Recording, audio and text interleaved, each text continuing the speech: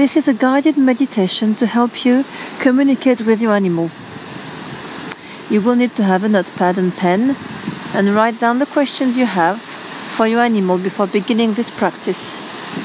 Having a few questions ready will make the meditation flow a lot more smoothly without unnecessary interruption. You can practice this meditation with your animal in the room next to you or with a picture of your animal. It's best if your animal is on their own on the picture, and the picture needs to be in focus, with the animal looking at the camera with no red eye effect. First, it might seem that it's taking you a long time to get ready, but the more you practice this, the quicker you will be. You need to be in a good place when you connect with animals, as animals, especially your animals, are very sensitive to your emotions and energies. So find a quiet space where you will not be disturbed or interrupted. Turn off your phone and sit comfortably. Remove any clothing or jewelry that may be too tight or uncomfortable. Undo your belt and remove your watch.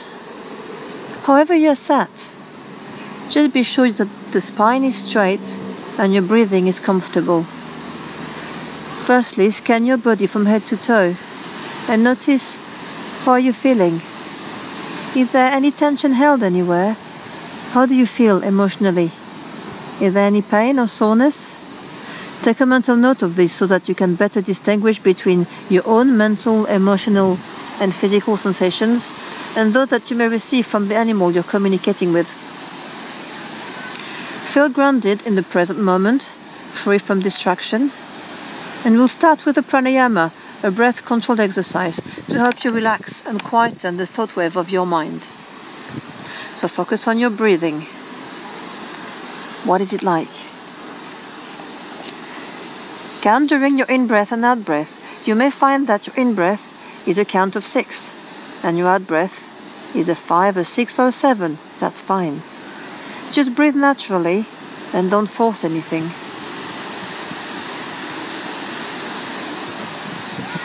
Then gradually extend the out-breath 3 counts longer. Let's say your in-breath is a 6. Then make your out-breath a 9 for a few rounds. Then in your own time, see if you can make your out-breath twice as long as your in-breath, gently, without forcing it.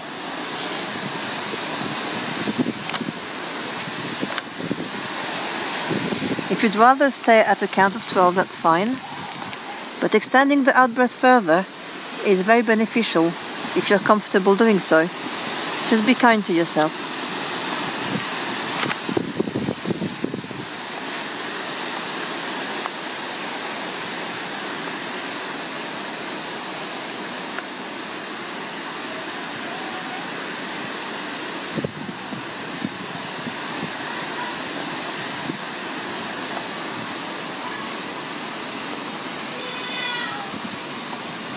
Then gradually reduce the out-breath until it's equal with your in-breath.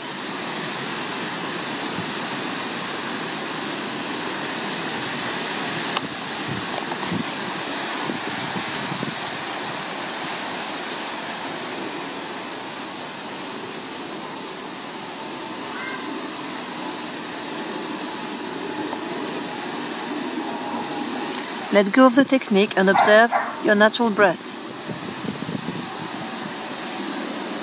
You should feel more relaxed by now.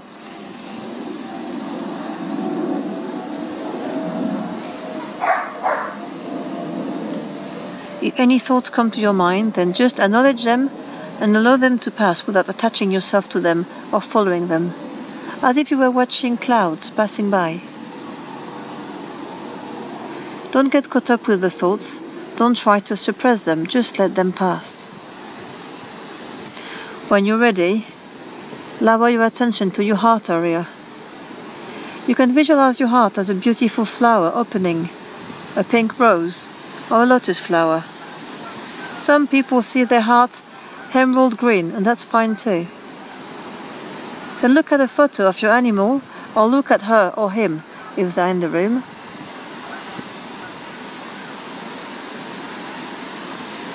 If you're looking at a photo, look through the eyes and tell them that you love them. Think of all the things you love about them. It can be their fur, their eyes, their temperament. and then tell them you would like to communicate with them. Tell them you need them to help you to learn how to communicate with animals. You can say it out loud, or you can say it silently. If the animal is with you, then they don't need to be looking at you. Just their presence is enough. They might look asleep, but animals are often quietly contemplating and wait for the answer. Stay focused on your heart area, for the heart is what is receiving these messages before your brain gets involved and reinterprets the transmission for you. Now ask your questions one at a time and wait for the answers. As soon as something comes up, feelings, pain, visions, sounds, taste, write it all down. Do not sort through anything, even if it seems crazy, just write it all down. The first answer to come up is very likely to be the most accurate one. Don't spend any time wondering if you're imagining it or doubting that it's actually happening, because the animal might sense this. If they sense you doubtful, then they might feel you will not listen to them or believe what they're sharing with you. See how it goes, let it flow, but most importantly, just embrace the possibility that it is actually happening. Depending on what type of person you are, you might hear a voice, receive mental images or feelings. You might translate the experience into words because that's what we humans do, but you will initially receive the messages as feelings through your heart. Ask open questions and keep it playful at first. Don't bring up the very deep questions straight away. See how it goes and enjoy it. If you find your mind wanders off, then the quickest way to return to that heart-centered space is to express gratitude. Think of what you're grateful for in that very moment. For gratefulness is a very heart-centered sensation. Then carry on where you left the conversation. And when you're done, say thank you and visualize yourself and the animal in a pink, safe and cozy bubble. Visualize that the bubble splits into two, and you and the animal are in two different bubbles, and you both feel safe. It feels like a big hug. I hope you found this helpful and that this will help you and your animals to have a better understanding of one another. Thank you for watching.